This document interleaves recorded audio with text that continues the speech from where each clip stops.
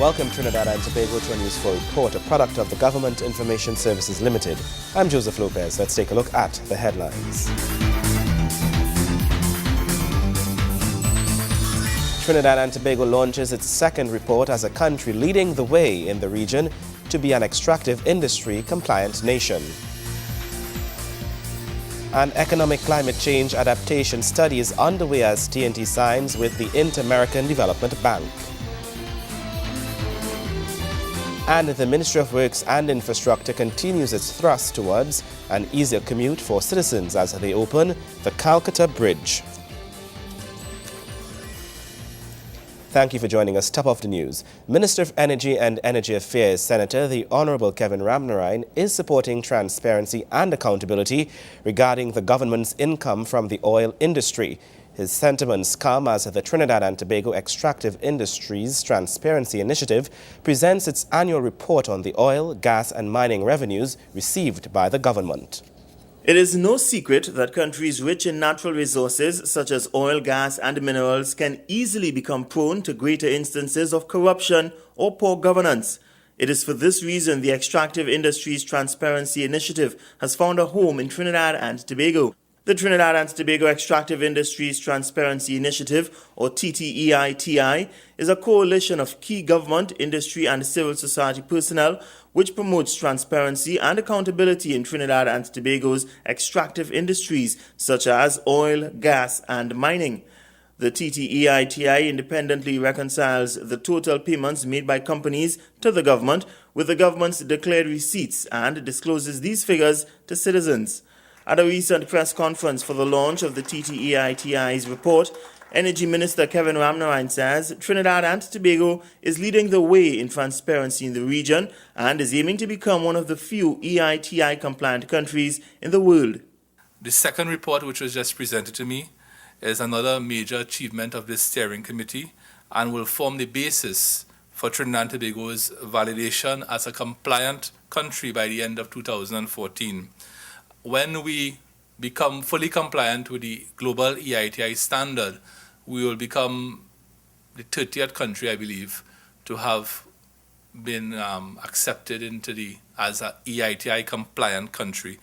Minister Ramnarine is in full support of the work of the TTEITI and says citizens have a right to know how their resources are being utilized. It is now a widely accepted fact that the resources of a country belong to the people of that country. And as a consequence of that realization, every citizen has a right to know exactly how those resources are being monetized, and every citizen has a right to know exactly how that money is being spent.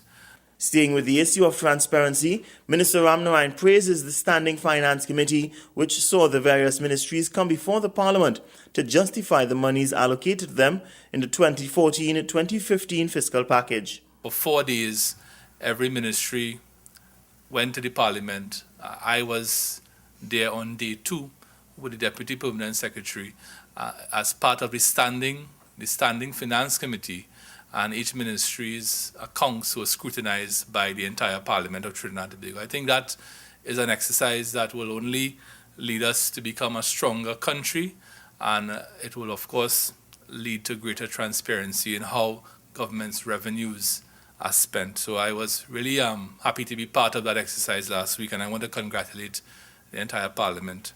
The EITI has been active in Trinidad and Tobago since 2011, when then Minister of Energy Caroline Sipasat-Bechan first applied for membership to the organization.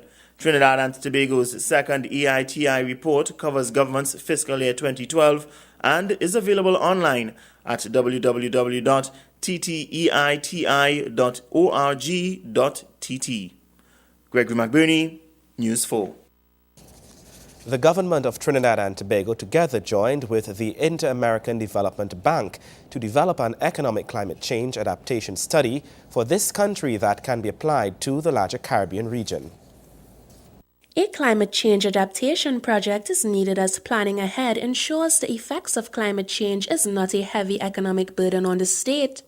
Professor John Agard, head of the Department of Life Sciences at the University of the West Indies St. Augustine campus, at a recent Inter-American Development Bank breakfast meeting, laid out the context to foster such a project. He explained that this country's legislation has ignored the serious need for Trinidad and Tobago to address such concerns. This is on the ministry's website. I'm just showing the first page of the bill. And this provides a useful context because there was an attempt in this bill to incorporate the environmental component into planning. And it's something that the country wanted to do desperately, and which it has failed to produce a new piece of legislation for a quarter of a century now. They've been using ancient planning legislation. So it's very important context. With the 2013 Planning and Facilitation of Development Bill, the managing of hazard risks was acknowledged. The IDB answered this call for the government to conduct a study on climate changes to support the implementation of an adaptation agenda found in the 2013 bill. In the strategy that was outlined, policy number 16 also spoke about coastal and marine resource considerations. And it mentioned that when formulating the spatial development plans, you should define, I would outline, those parts of the coast where physical constraints and risk either make development inappropriate or require mitigation interventions to make development acceptable, taking full account of the expected impacts of climate change. So here we have the climate change again. As I said, no need to force the point. Government had already in fact, laid out that it wanted to incorporate climate change. The Inter-American Development Bank presented Understanding the Economics of Climate Adaptation in Trinidad and Tobago, where Dr. John Agard identifies climate change risks for Trinidad and Tobago, assesses expected loss, identifies possible adaptation measures, and provides a decision-making framework for prioritizing adaptation action. Dr. John Agard also presented recommendations and benefits to the different adaptation options. Just a few things that had the highest cost-benefit ratio: the National Building Code, the mangrove planting, the meteorological alert system, emergency protocols, the institutional training program. Those are a few that had the highest benefit to cost ratio. Cheap, but with great benefits, but there's a long list. And this will be presented to the decision makers.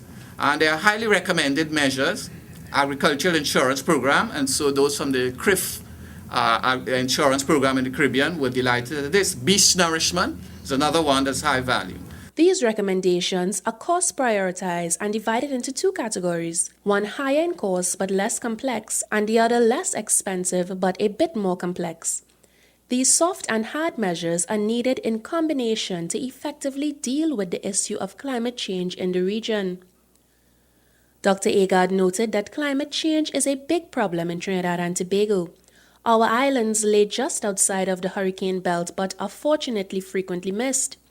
He applauds the government for taking the initiative in formulating policy that pays attention to climate change issues, so as to prevent future major loss from the effects of natural disasters. Shade Allen, News 4. We'll take a break. You're with News 4.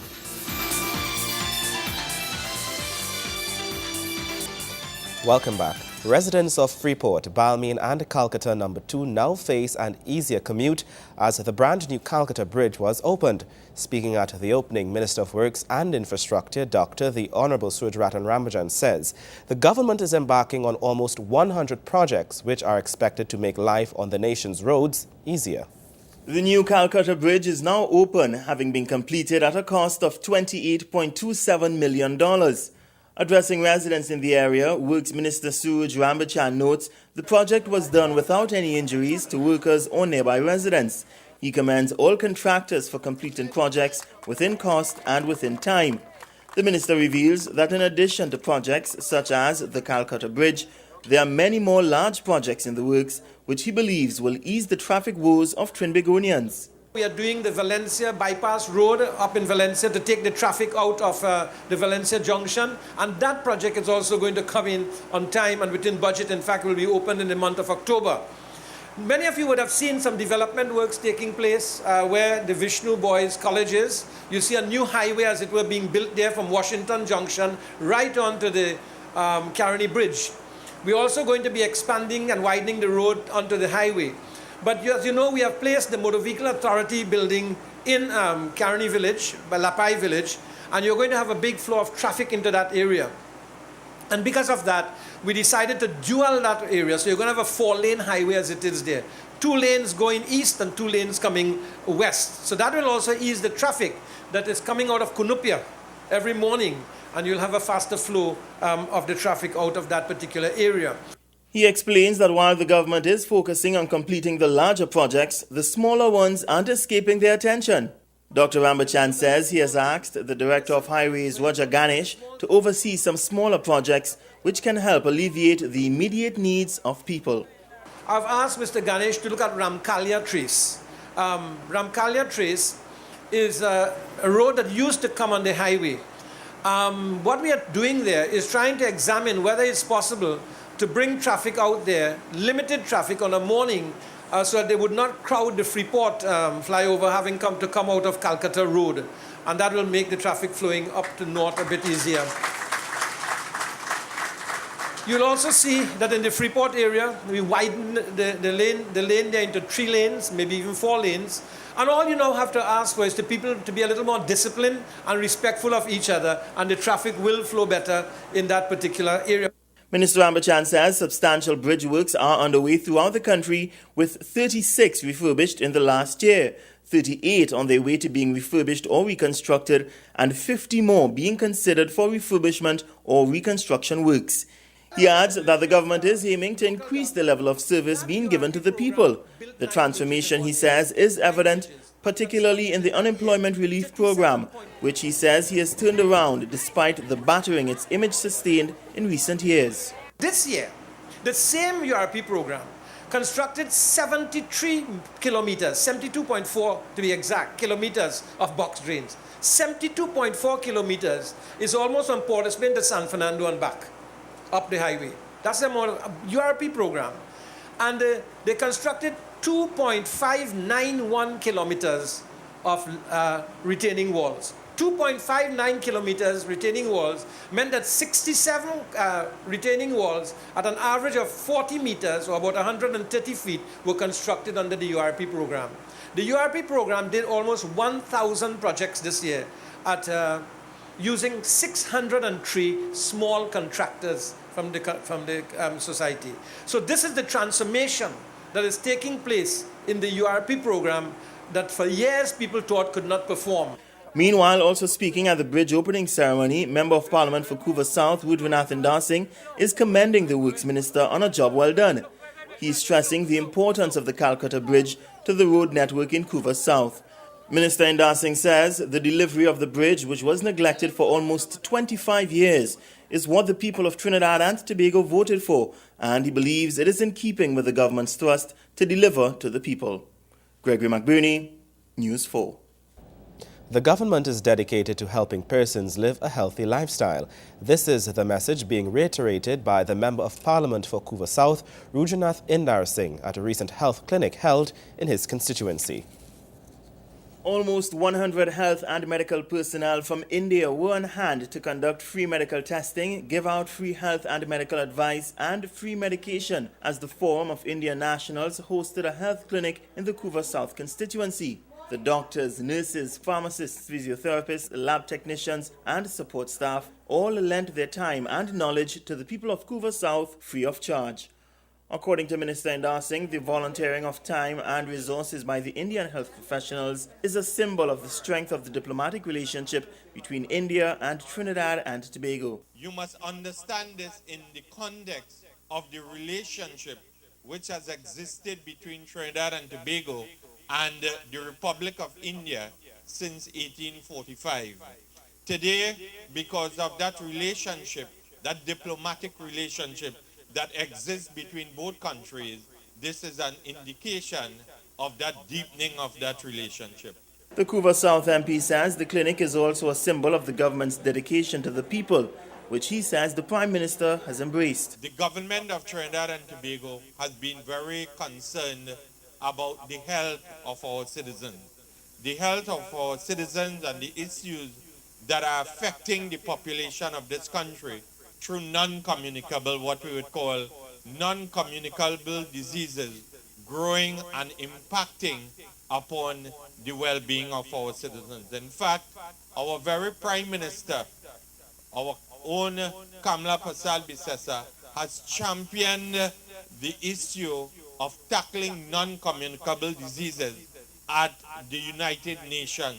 He explains that the government believes a healthy nation is also a healthy financial economy. Statistics show the additional strain placed on the economy by the effects of non-communicable diseases has amounted to approximately $1 billion. Our Minister of Health, the Honorable Dr. Fuad Khan, he has also been concerned about obesity, fighting the fat, the issues of diabetes, hypertension, strokes, kidney failure, and so on.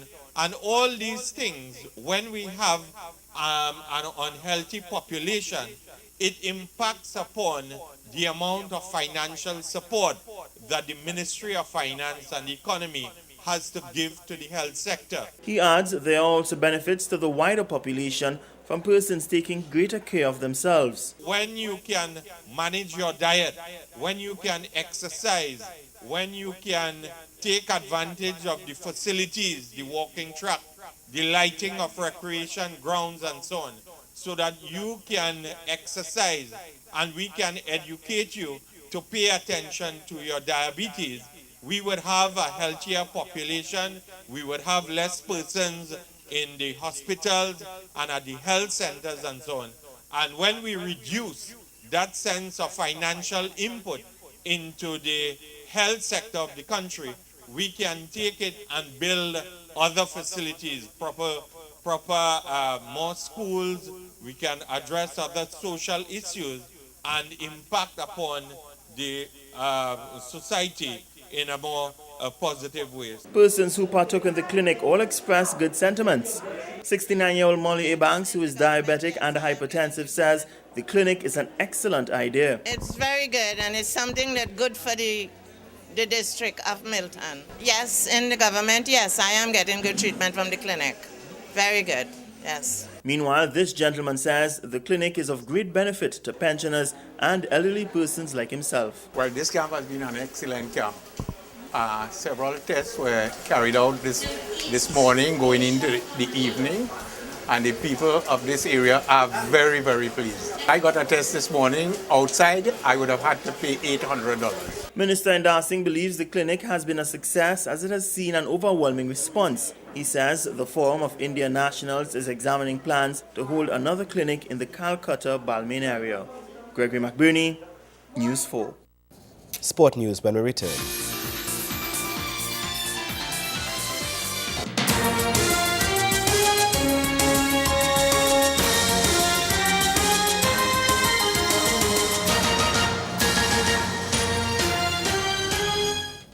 Welcome back to some sport news now. The popularity of the martial arts discipline of Sambo is rapidly growing throughout the region, with Trinidad and Tobago making amazing strides in the competitive arena. Now, those strides took giant steps recently as the Sambo Federation partnered with the Ministry of Sport and the Tourism Development Company in order for our national team to be represented at the President's Cup International Championships in London. Now, the team returned on Tuesday, and Wayne Cunningham has all the good news. The Ministry of Sport, in collaboration with the Tourism Development Company Limited, hosted a welcome reception for the returning national Sambo team, which competed at the recently concluded Invitational President's Cup International Championships in London. CEO of TDC, Mr. Keith Chin, gave the rationale for such a unique partnership. Sports tourism in Trinidad and Tobago is now taking off. We at the Ministry of Tourism have various segments in terms of how we are developing the tourism sector.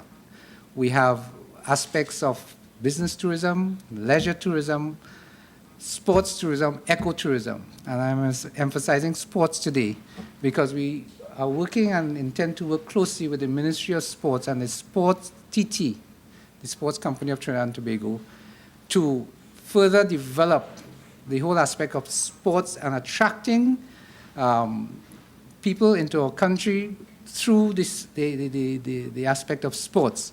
A new gentlemen have done us well in this tournament.